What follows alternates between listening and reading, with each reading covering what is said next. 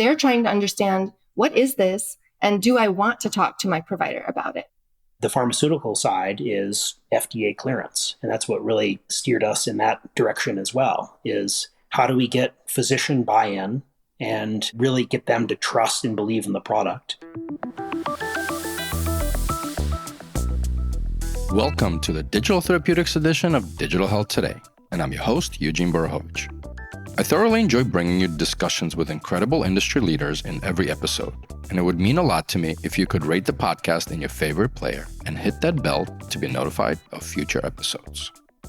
If you've been keeping up with the news, you'll know that just last week, Mahana Therapeutics made headlines announcing their partnership with the consumer health division of Bayer. This multi-million-dollar distribution and marketing agreement signifies a major investment by a global life sciences company and will further expand the availability of innovative prescription digital therapeutics worldwide. Now, to provide some context to this exciting development, we're revisiting our episode from May of this year, where I spoke with Simon Levy, CEO and co-founder, and Ann Montgomery, at the time Chief Product Officer at Mahana Therapeutics. Given the recent news, this conversation offers valuable insights into the company's mission and vision. I hope you enjoy this replay of my conversation with Simon and Ann. Simon and Ann, welcome to the DTX podcast. I have not done many of these with two people on, and as we want to get to know you as individuals, we got to be a little bit quicker than normal, but that's okay because people's attention spans are pretty short. So with that, I'd love to get a little bit of background on each of you and then also fun fact about each of you. And maybe we'll start with Ann. Great to be here. Nice to properly meet you, Eugene. So I was most recently Mahana's Chief Product Officer. I joined in 2019. I believe I was employee number 11. And so I recently actually stepped back into more of a board observer, advisor role, though I'm still quite involved. But we just made the difficult decision to actually downsize our product teams in order to focus more of our resources on driving commercial traction. Before Mahana, I was a product leader at Intercom and Airbnb. And across my career, I've worked in tech companies where there's a fair amount of pioneering. And by that, I mean, no one has done this before. Maybe we have to invent something new. There's no real playbook. And like a lot of folks in the space, I'll also add that I got into digital therapeutics because I myself live with a chronic condition. I have thoracic endometriosis. It was quite a journey to figure out what it was, to get diagnosed and to figure out how to manage it. And so maybe my plug for today is that I'd love to talk with any entrepreneurs or leaders out there who are working on women's health or who are working with underserved populations. Amazing. And all of that was an interesting fact by itself, but please go ahead. Yes, that was interesting. It was very surprising for me as well. Anyway, so fun fact, husband and I have a tiny winery up in Sonoma County where we grow Pinot Noir grapes. It's teeny tiny, but it's a nice complement to working online on screens all day long. So it's good to get out, be on a tractor, be in the field. Absolutely. We know that morning sunshine is great for your health. Simon, off to you. Same question, a little background and a fun fact. Absolutely. I'm Simon Levy. I'm the co-founder and CEO of Mahana. I've been here since the very, very beginning. My background is actually similar to Ann's and is not coming from the healthcare sector. So I've spent a long time in Silicon Valley really working at mission-focused companies, and I've had a skew towards the technology side for most of my career. I started off as a software engineer and then quickly worked my way into leadership positions. And that ultimately led me to Mahana, and I'm happy to share our founding story as well. Interesting fact about myself, I was thinking about this one, and this is actually what most don't know about me, but why I've really gravitated towards a lot of mission-focused work has really been my upbringing. And I did a lot of mission-oriented activities in my youth, which took me to Nicaragua 3 times to help efforts where we're building homes in impoverished communities. And I also actually graduated high school early so I could go to Brazil and teach English. So I've always had a skew towards mission-oriented work, and I've been happy to bring that to my career and ultimately to Mahana. I was going to say heard it here first, as many people you said don't know this about you. So we're honored that you brought this to this podcast, and thank you for all the work you've been doing there. As you mentioned, you've been there from very early days. Would love to hear how the company got started, and let's rewind back to 2018, I think, right? Yeah, absolutely. So in 2018, 5 years ago, is when we officially founded and really incorporated the business. But the concept was being worked on long before that. So It really started with my business partner, who was really researching the GI space out of personal interest long before that. So he had a close friend suffering from a chronic GI condition. And like many, we want to jump in and help those we care about. So he was researching and found a lot of things through that journey. He found that there was a lack of treatments available to patients. He found that providers were really frustrated and looking for new treatment options. And he ultimately brought me in as a technology partner in our early exploration. And we started collaborating about a year before we officially founded the business. Through that research, and it was really that, a lot of deep research and talking to people, as many entrepreneurial stories start.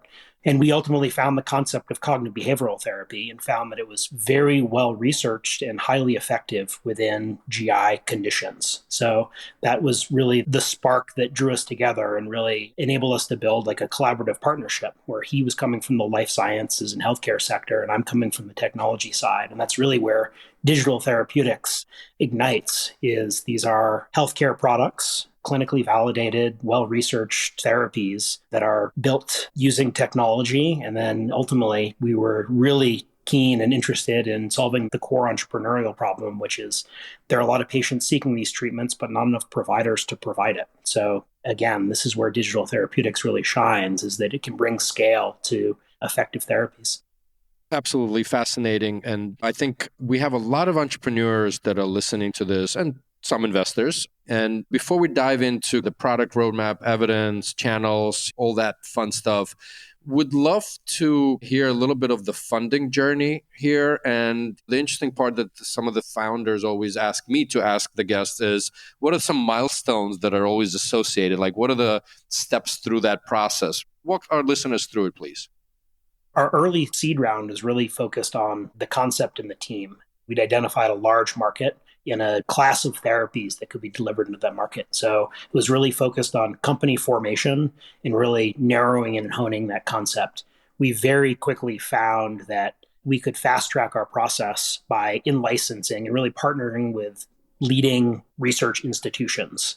And this is true in a lot of digital therapeutics, but you're really met with open arms as you start talking to the clinical community and the research community because they want these treatments as well. That ultimately led us to King's College, which we'll talk a bit more about later.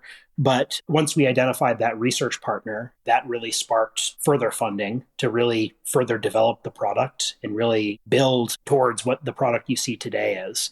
The latest round of funding, which was our by far the largest round, was really focused on commercialization. So at that point, the milestone was really, we'd been through the FDA. We were ready to get this product more integrated into the healthcare system and get into more patient hands. And that funding was to fuel exactly that. It was to fuel the marketing and development of commercial programs. As you mentioned, right, so the initial focus as you guys got started was around gut health, I think IBS specifically, but your website says digital treatments for people with chronic health conditions.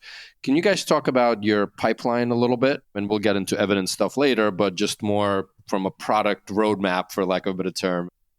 So we've really planned from the beginning to go beyond IBS. And over the last couple of years, we've made big strides in building what we call internally our treatment development engine. And by that, we mean the processes and the technology that allow us to do this. And so to Simon's earlier point, I think while our first treatment protocol, we did in-license that from King's College. We did that in the early days, really to help Mahana gain momentum in the beginning. And rather than continuing that approach and going out and taking an asset acquisition approach, we decided to build an extensible software platform. And that allows us to more rapidly develop these digital treatments from scratch. And so to date, we've developed 3 new products. We have one for tinnitus, one for vulvar or vaginal pain, and one for pruritus. And to speak just a little bit to where they are in development, all 3 are essentially built, as in the protocol is defined, the treatment is written, and now they've been through a series of micro tests to validate that the key mechanisms of action across the protocols are working, and we're going to clinically validate our tinnitus product at scale. So that's the next step. We're moving tinnitus forward. And I think along this journey, we've learned quite a lot about how to build these in-house. I think this is a real differentiator for Mahana. At this point, it's very clear that we can do it efficiently. I could talk your ear off about it, I suppose, but I think maybe just to say that for now, I think the near-term focus for Mahana will be really gaining commercial traction with our first product, Mahana IBS. Yeah, it's been quite a journey. And on that note, and let's stick with you, Ann, Obviously, this has got to be in hands and ultimately brains and guts of the patient, right? Walk us through that end customer patient experience and probably some of the complexities of the DTX product development process. So we'd love to understand both.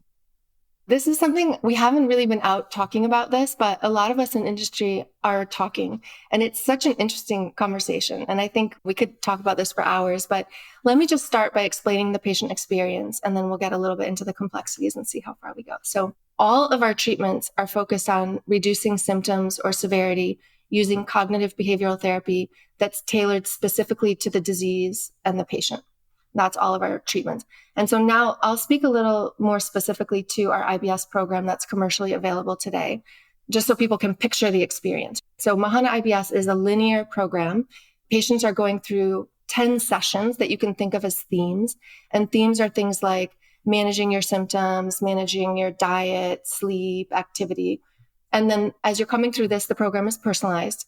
In the case of IBS, it's personalized to the type of IBS you have, and then to your specific symptoms, your specific needs.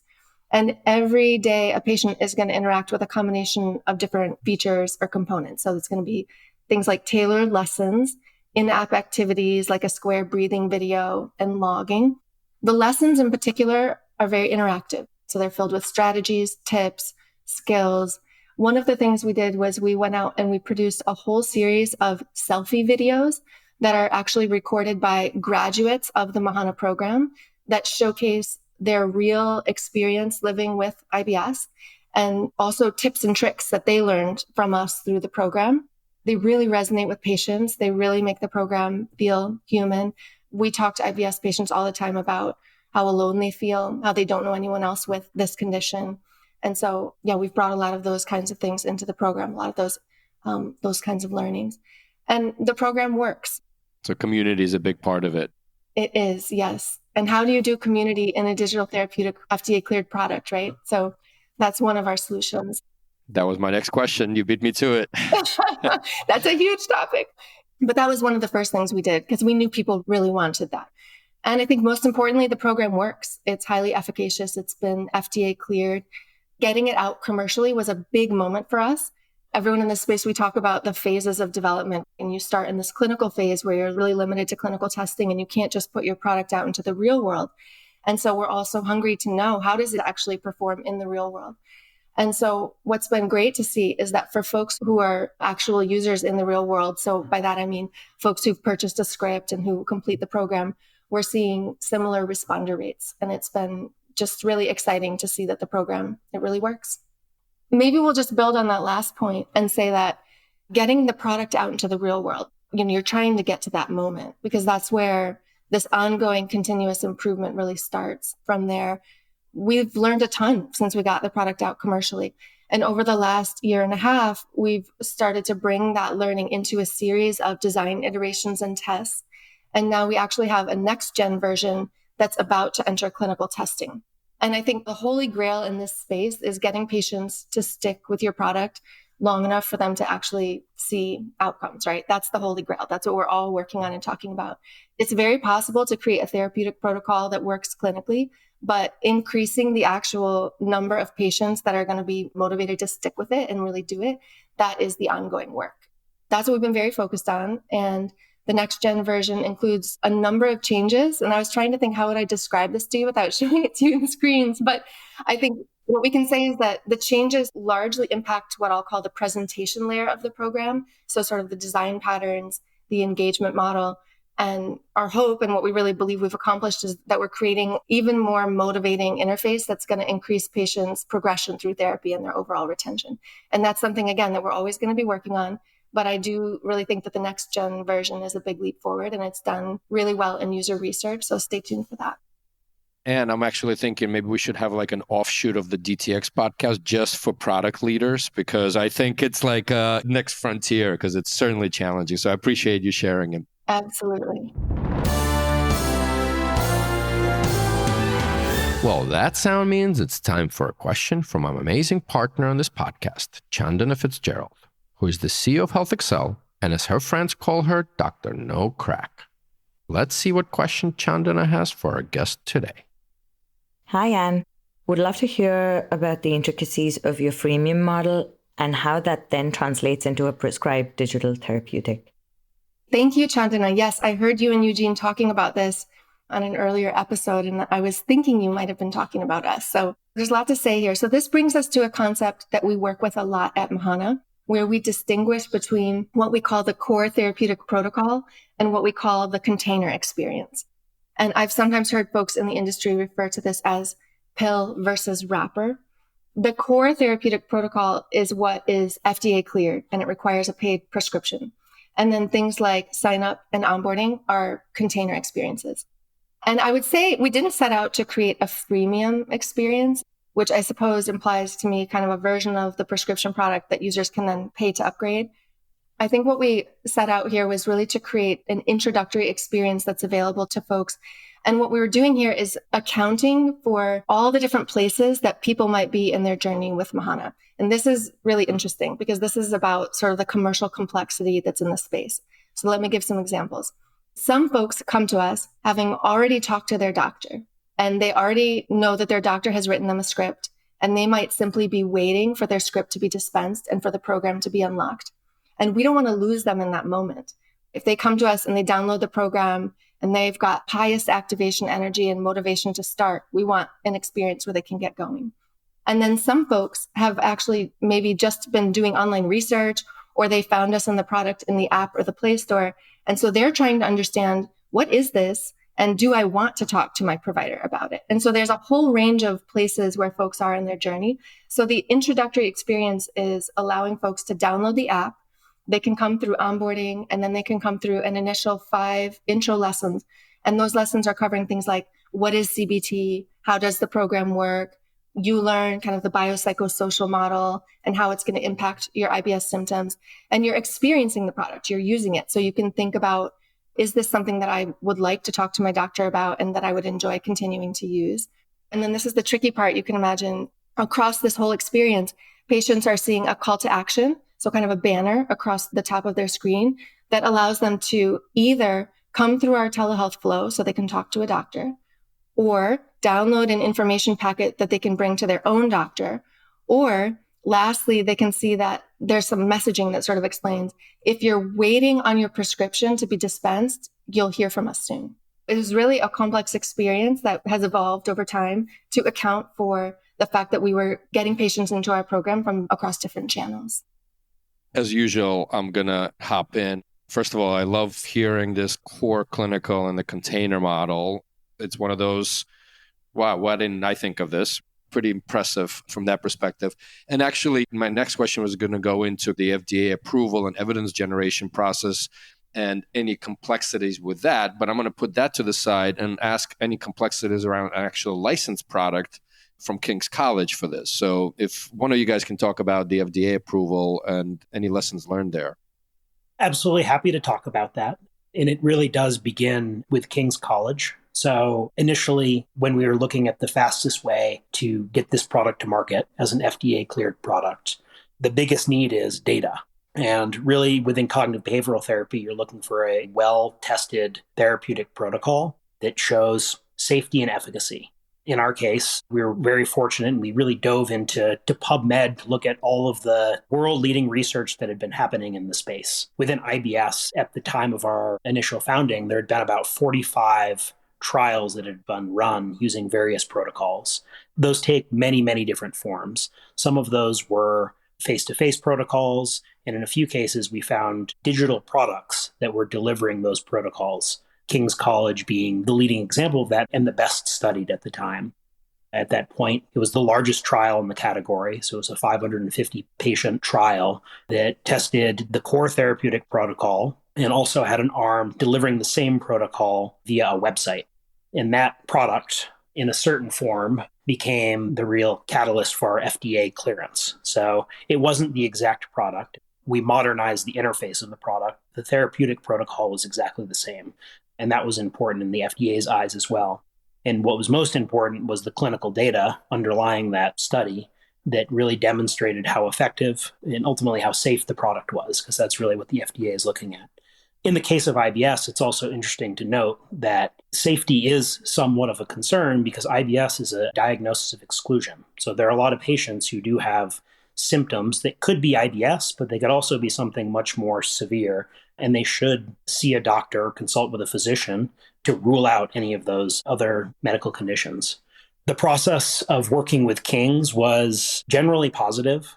We're really fortunate to be met with open arms by the scientific community because they are all driven by the same desire, which is to get these treatments out into the world and used by as many patients as possible. So we hit it off very quickly with the lead researcher and the research team behind the product, and that really cued a more formal discussion around licensing.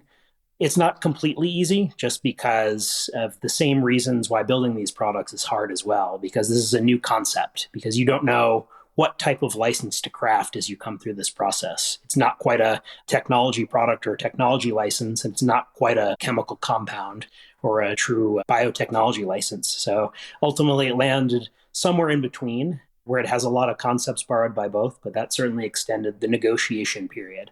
Ultimately, I believe it took us about 8 months to work with the licensing office at King's College, but they were also fantastic partners as we came through and really embraced the fact that this is a new space. It's not going to be easy. We're going to have to be a little bit creative in areas, but ultimately we made it happen. I haven't even thought about the licensing thing. I know DTXs are typically stuck between SAMD and a molecule way of treating things. And so even from a licensing perspective, actually, it's a good point. So thanks for sharing that journey. Now, the decision to go prescription is always tough for entrepreneurs. And obviously, if we look at just the IBS and GI space, I don't know how many doctors, specialists are in US. So just your thinking early on around going prescription route, which means that you only have X number of docs or specialists prescribing this. And how do you really get that? And you mentioned earlier, commercial traction. So talk to us about the space and the decision and how you get doctors to adopt this going forward here. Yeah, absolutely. And this really does, again, go back to the very beginning where we've always believed that I'll call it an empathetic approach of how patients think about things like cognitive behavioral therapy as well, which is these are cutting edge new treatments. And oftentimes they do involve a bit more buy-in from a patient to start and really adhere to a therapy. And that actually fits really well in a physician prescribed model. So majority of people in the US do seek treatments and are referred into treatments by healthcare providers. And we really wanted to build on that channel. I mean, I think there's a certain trust that comes with a recommendation from a healthcare provider. And we really wanted to focus on that. And again, be empathetic with where digital therapeutics and cognitive behavioral therapy is in the treatment paradigm. So physician endorsement goes a long way. And to get that physician endorsement, you really have to be focused on the clinical data and the efficacy of the product. And the real gold standard of that in the pharmaceutical side is FDA clearance. And that's what really steered us in that direction as well, is how do we get physician buy-in and really get them to trust and believe in the product? It's going through the FDA, and that carries through to patients. So when a patient recommends something like cognitive behavioral therapy, the patient's not just writing a script and saying, do this. There's a conversation that's happening, and they have to explain the concept. They have to determine if it's the right fit for this patient or not. And that's really a clinical decision.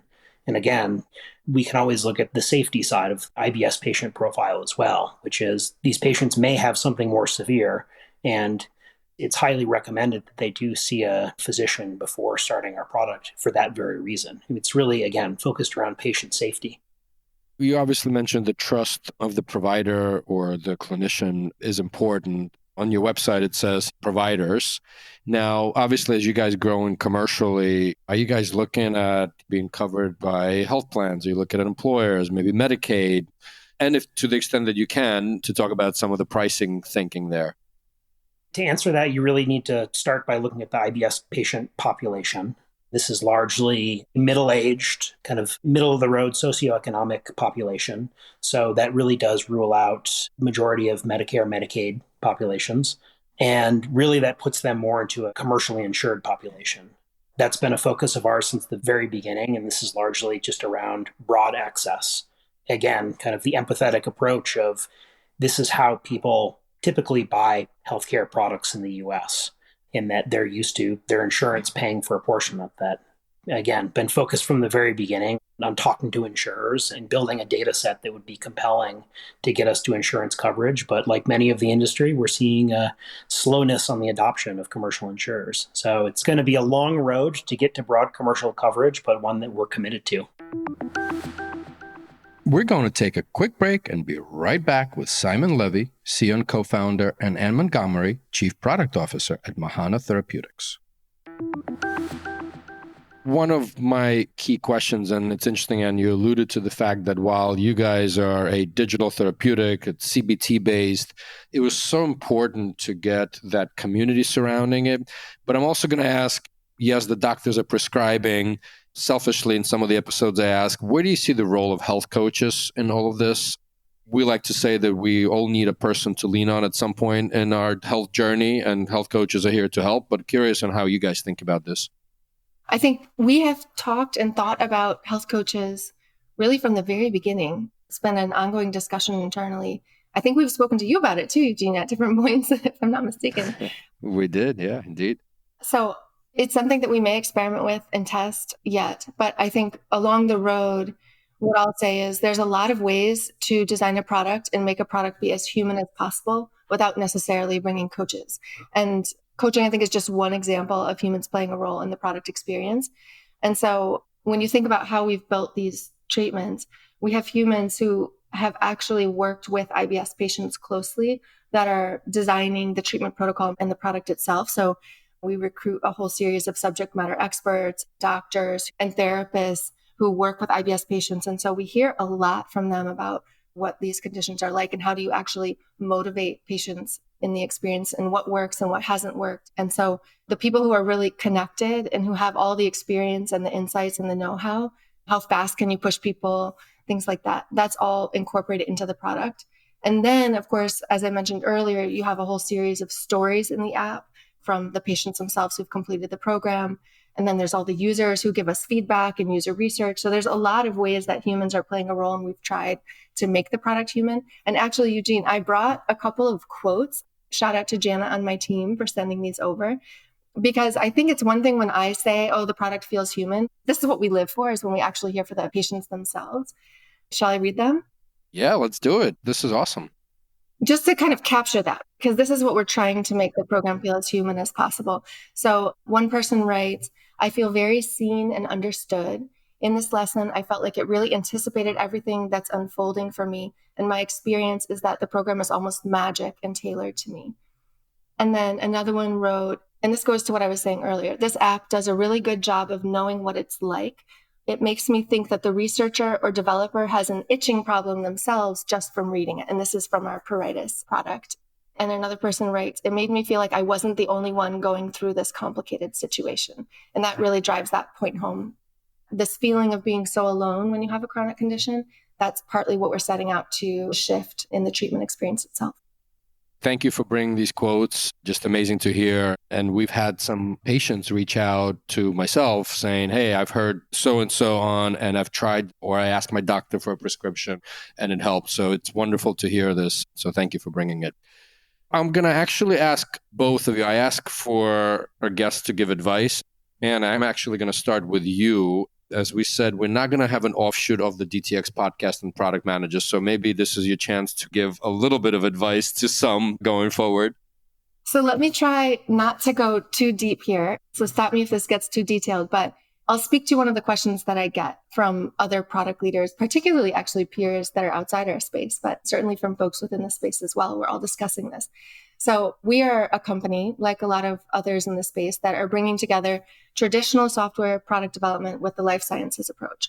And our digital treatments, as we've said, are based on clinical research, clinical trials, high quality regulatory processes. And there's a tension there. There's just an inherent tension. Because in the best product and design driven software companies, product teams are empowered to rapidly iterate, to learn from customers, to identify problems, to design and test solutions, and to push them out to the world to learn. And we know that that is how you build a great product. And so there's so many things that we could talk about around why it's different in digital therapeutics to do that. But the question I get most often is, how do you actually iterate and make changes once you're FDA cleared? That's the question I get when you're building in this space. This takes us back to that concept of distinguishing between the core therapeutic protocol and the container experience, and determining what is impacting the core therapeutic protocol versus what's impacting the container experience. That is a judgment call. And it takes a process, right, that we have to come through. And so being in a regulated space, we are required to assess all changes made to the product, and they go through what is known as change control. And FDA provides guidance on what level of change is going to require a new submission. And so for every change that we make to the product, leadership from across product management, clinical, and regulatory all have to assess the change for risk to the overall experience. And then clinical and regulatory in particular have to assess whether or not the change is going to require more clinical data and whether or not it's going to have to go back to FDA. And so regulatory has to sign off on all changes before we introduce updates. And some things get to ship immediately, and we get to put them out into the product immediately and make immediate improvements the way that maybe we would more classically do in a non-regulated space. And some things get rolled into the next gen version of the product that's going to go for clinical testing. And so that is so different from building software in non-regulated spaces. It takes time, it takes patience, but it's what's best for product. It's what keeps the efficacy and the safety there in the product. And what we found, I guess it's been about 4 years now of doing this, is that it's very possible. It's actually possible. And we've gotten way better at it over the last few years. And so I'd say in the early days, I think there was a leaning towards, let's not make changes. It's too complicated and difficult to make changes. And now I think we've really gotten more into a rhythm around how we do that. And that's what's required, again, because the holy grail is how do you get patients or users to actually stick with a program, not just to build something that you can say, okay, this works, but nobody really does it. It's like, no, you've got to get people to actually be motivated to do it. And that takes iteration. Amazing. And I'm really considering, I think we may need to do a whole series on this alone. I agree, actually. And get all of the product leaders from a digital therapeutics space. If not, at least I'll pitch for an event of some sort to share this. Simon, let's jump to you. Again, you've been there from the early days, and I'd like to ask you what advice you would give to other entrepreneurs that are just getting moving and going in the space. Any of the lessons learned that you have? Yeah, absolutely. I'll focus on one that's said a lot, but can't be said enough, which is focus on the patients. I mean, within healthcare, it's the most important thing. And that's what really drives any company in the sector to success. We're all doing this, and I'd say Mahana's similar to many others, where this was really started out of a personal experience with the healthcare system and treatment. And that's really how these things grow and get out into the world. And the patient needs to be the center of everything. I think Ann's alluded to it a lot, but that's something that we focus on a huge amount at Mahana. The other thing is really just around focus. And I think this is something that we also talk about a lot, specifically Ann and I, is when you're building in a new space, there's no shortage of things that you see or interact with that you want to improve. Ultimately, focus becomes a critical and important thing because a lack of focus can steer you away from what your core problem is, which is developing something that will help people get better and really focusing on that patient experience and the patient benefit. So focus is critical, especially in healthcare, where there are a lot of dark corners that can be challenging to work within, but sometimes you have to embrace that and really narrow your focus on creating the best product for your patients. Well said. And I certainly echo that because unfortunately, we don't have unlimited resources. I always say everything is possible if you have time and money, and the money can get you the best talent. That's the hope always, but it's not only the money. So it's just time. We started with you two. Let's finish this episode with you two. And maybe I'll start with Simon this time. What gets you up in the morning?